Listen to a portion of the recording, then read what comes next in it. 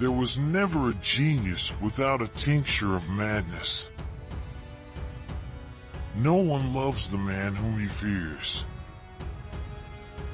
Without friends, no one would choose to live, though he had all other goods. Inferiors revolt in order that they may be equal, and equals that they may be superior. Such is the state of mind which creates revolutions. Democracy arises out of the notion that those who are equal in any respect are equal in all respects. Because men are equally free, they claim to be absolutely equal. Bashfulness is an ornament to youth, but a reproach to old age. In poverty and other misfortunes of life, true friends are a sure refuge. The young they keep out of mischief, to the old they are a comfort and aid in their weakness, and those in the prime of life they incite to noble deeds.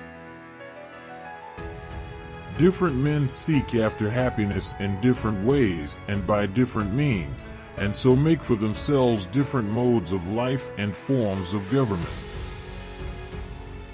It is clearly better that property should be private, but the use of it common, and the special business of the legislator is to create in men this benevolent disposition. Every art and every inquiry, and similarly every action and choice, is thought to aim at some good, and for this reason the good has rightly been declared to be that at which all things aim. All virtue is summed up in dealing justly. Perfect friendship is the friendship of men who are good, and alike in excellence, for these wish well alike to each other qua good, and they are good in themselves. No excellent soul is exempt from a mixture of madness. Politicians also have no leisure, because they are always aiming at something beyond political life itself, power and glory, or happiness. Misfortune shows those who are not really friends. Temperance is a mean with regard to pleasures. It is unbecoming for young men to utter maxims. No notice is taken of a little evil, but when it increases it strikes the eye. Persuasion is clearly a sort of demonstration, since we are most fully persuaded when we consider a thing to have been demonstrated. Our judgments when we are pleased and friendly are not the same as when we are pained and hostile. The young are permanently in a state resembling intoxication. Most people would rather give than get affection. Man is the only animal capable of reasoning, though many others possess the faculty of memory and instruction in common with him. Law is mind without reason.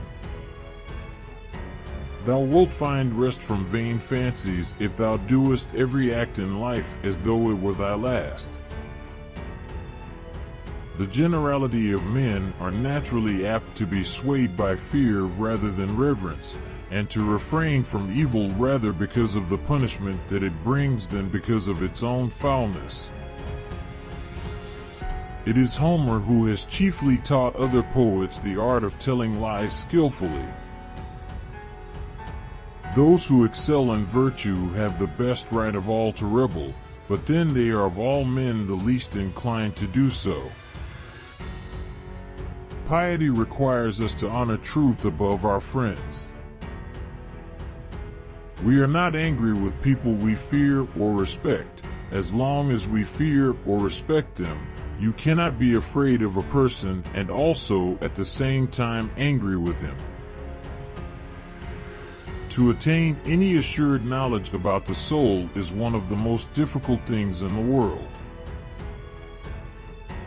For though we love both the truth and our friends, piety requires us to honor the truth first.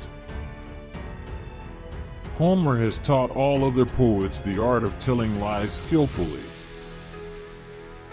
Hence poetry is something more philosophic and of graver import than history, since its statements are rather of the nature of universals, whereas those of history are singulars. A sense is what has the power of receiving into itself the sensible forms of things without the matter, in the way in which a piece of wax takes on the impress of a signet ring without the iron or gold.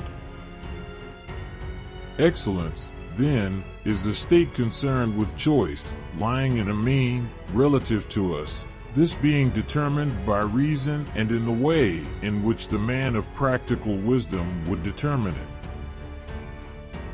What the statesman is most anxious to produce is a certain moral character in his fellow citizens, namely a disposition to virtue and the performance of virtuous actions.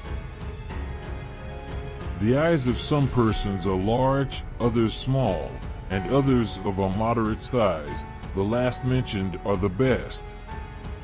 And some eyes are projecting, some deep-set, and some moderate, and those which are deep-set have the most acute vision in all animals. The middle position is a sign of the best disposition.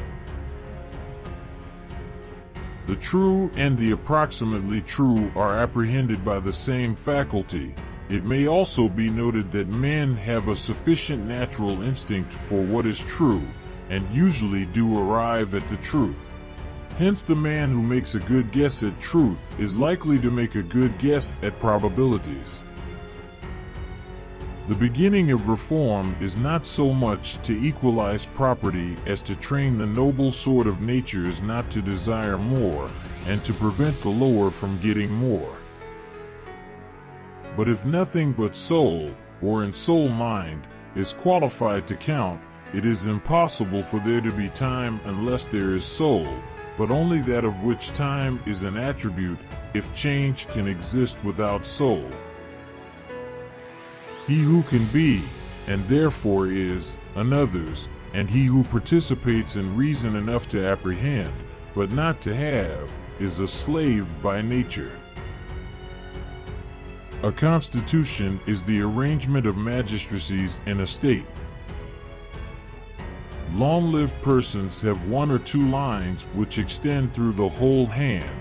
Short-lived persons have two lines not extending through the whole hand. Some animals utter a loud cry. Some are silent, and others have a voice, which in some cases may be expressed by a word, and others it cannot. There are also noisy animals and silent animals, musical and unmusical kinds, but they are mostly noisy about the breeding season. No one would choose a friendless existence on condition of having all the other things in the world. Rhetoric may be defined as the faculty of observing in any given case the available means of persuasion. This is not a function of any other art. It is not once nor twice, but times without number that the same ideas make their appearance in the world.